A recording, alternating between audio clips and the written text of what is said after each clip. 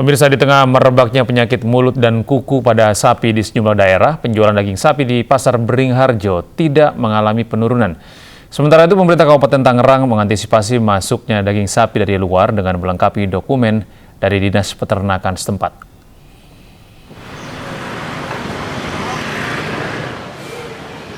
Sejak mewabahnya penyakit mulut dan kuku pada hewan ternak sapi, penjualan daging sapi di Pasar Beringharjo, Yogyakarta hingga saat ini tidak terpengaruh.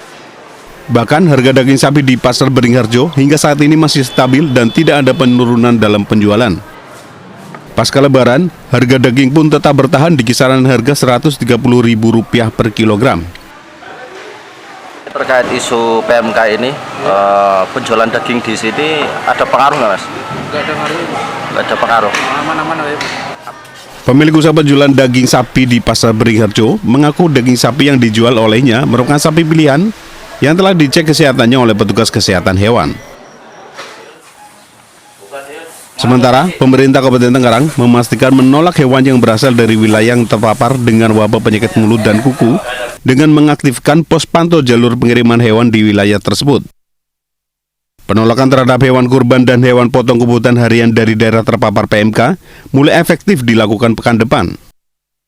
Seluruh aktivitas peredaran hewan potong dan hewan kurban harus menjalani tes screening yang ketat dari dokter hewan di lapangan serta melampirkan surat keterangan sehat hewan.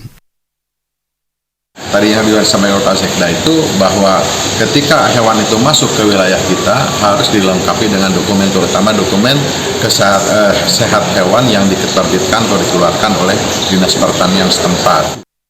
Meski bakal melakukan pengetatan di perbatasan wilayah, Kabupaten Tangerang juga berharap kondisi kebutuhan hewan potong dan hewan kurban tetap terkendali. Dari Daerah Istimewa Yogyakarta dan Kabupaten Tangerang, Banten, Gali Wisma, Aimarani Ainus melaporkan.